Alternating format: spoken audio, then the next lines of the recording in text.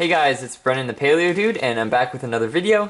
So today we'll be taking a look at the Camp Cretaceous Captivz eggs. A good friend of mine on Instagram, Jurassic 18.6, sent me over some of their doubles, and now I'm almost complete. I think I'm missing two at the moment, Delta and Carnotaurus, so I'll be hunting those down, and I've got a few figures for them to send from the first line, as well as some that they couldn't hunt down, like the double of the Bumpy, and I'm hoping to find another double of the glowing Bumpy. For some reason the States, I don't know if some of their like box sets didn't get them, but they were pretty rare, or if not non-existent, which is odd. But regardless, when did Captivz ever have a not weird distribution rate? So let's dig right in, I guess. I just wanted to take a closer look at these figures together because this set's kind of unique. The paint jobs on these figures are actually a lot better, or I guess more intricate than the previous line. Blue's figure in particular, they added like a white line and some more smaller details with the paint, which is really nice.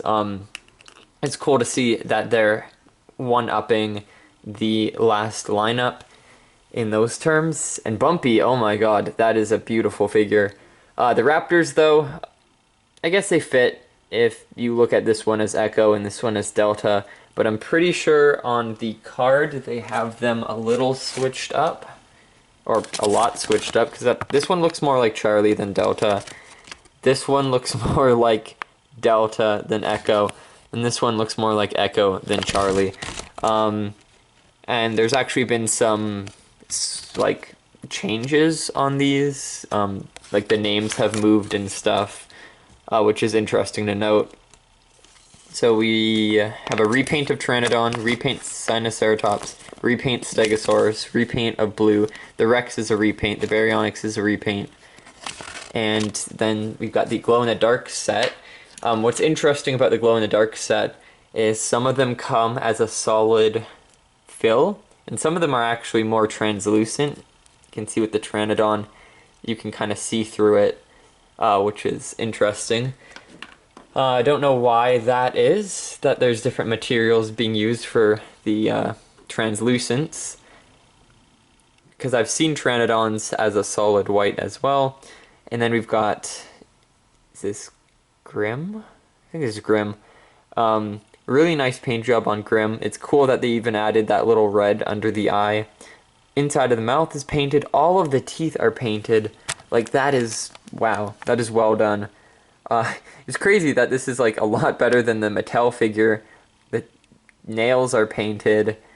All the way to the tip of the tail is painted. That is fantastic. That is really cool. And I like the emphasis on the alligator skin. You can see, or I guess the scoots on the tail, they stick up a lot, kind of like on an alligator tail, and you can see along the back it's really emphasized. They're like practically miniature models. Like, if you compare it to the mini action dinos, you can see these are a lot rounded, there's less detail in them, where these are very highly emphasized. They even have like a darker wash to make them pop a lot more. So a lot higher quality in these figures. So next we've got the Rex. It's odd.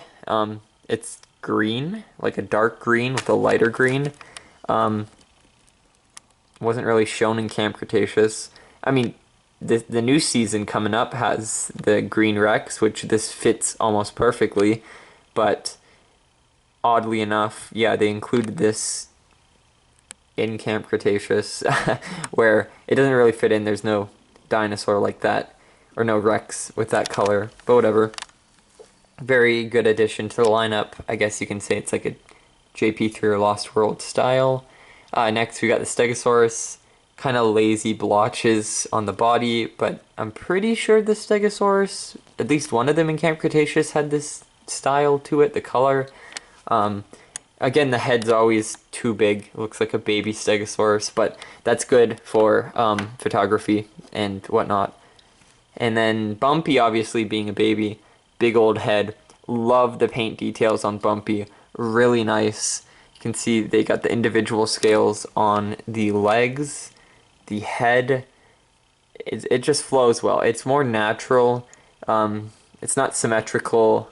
The body's like curved a bit, and there's different like stances with the feet and stuff. So it's pretty cute. This one's really nice addition because it's in scale with the Mattel figures. The Tranodon's really cool. Like, I've seen this paint job before. Give me a second. I've got a box of figures back here.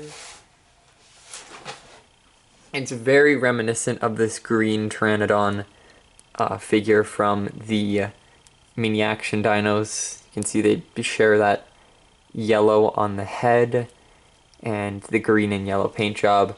Kind of similar. I don't know what that's implying, but it also has this really nice kind of gray and pink underbelly, which looks a lot more like the Tranodons from Jurassic World. The glowing Bumpy is pretty neat. It's just Bumpy, but like a ghost. Oh, speaking of ghost, Grim is dead. It's Ghost Grim. That's pretty cool. Would have been nice for Halloween photography. Oh shoot. Whatever. Maybe I'll try that later, but that's pretty cool. And then we've got finally the Cyanoceratops, which is a darker color from the last lineup, and it still has fantastic paint job on the head. Very nice that they even painted the individual spikes on the frill and the patterns on the frill. Toenails are painted. Overall, a nice bulky figure, really big. And there are all the cards. Funny thing, oh, looks like I'm missing the glow Bumpy. Rip. But if you look at Bumpy's card, it says intelligence 1, right? I think I said this in my previous video, but Bumpy's done a lot of things that show like a higher intelligence than just 1. Like, who else has 1 intelligence? Stegosaurus? No, what? Stegosaurus has 2? Oh my goodness. Tranodon has 4. What? Bumpy, like, has feelings and stuff in the show, and Bumpy's like, I don't know. Bumpy's done enough in the show to prove a little bit more intelligence than just 1, especially compared to like Tranodon and stuff, right? Yeah, so interesting fact, I guess. And I think the next lineup we're finally getting a adult Ankylosaurus. I'm not sure if it's a recolor Bumpy, like recolored to be Bumpy, not a repaint of this, but like an adult mold. But I can't remember if it's actually painted to be Bumpy or not. But it would be pretty cool if it was. I think it is. I think there might be 2, maybe. I don't know. I'll have to check again. But that's going to be sick. I can't wait for the new lineup to drop. And I think some people have them in hand right now. Maybe not. But, oh goodness. I think there's like 30-something in that lineup. Like, this one I got off the hook for collecting because I had some help. The last lineup I had no help because it was exclusive to Canada. So I ended up spending like $400 to complete it. But the next lineup, holy cow, I feel like I'm going to be dropping some dough on that. But sucks. I committed to collecting these, so I gotta follow through with it. Anyways, hope you guys enjoyed this little overview of the Camp Cretaceous Captivz.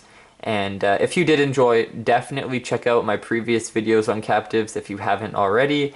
And I'd appreciate it if you subscribed to keep up with my channel's videos. So I hope you all had a great time, and I'll see you in the next video then. Bye-bye.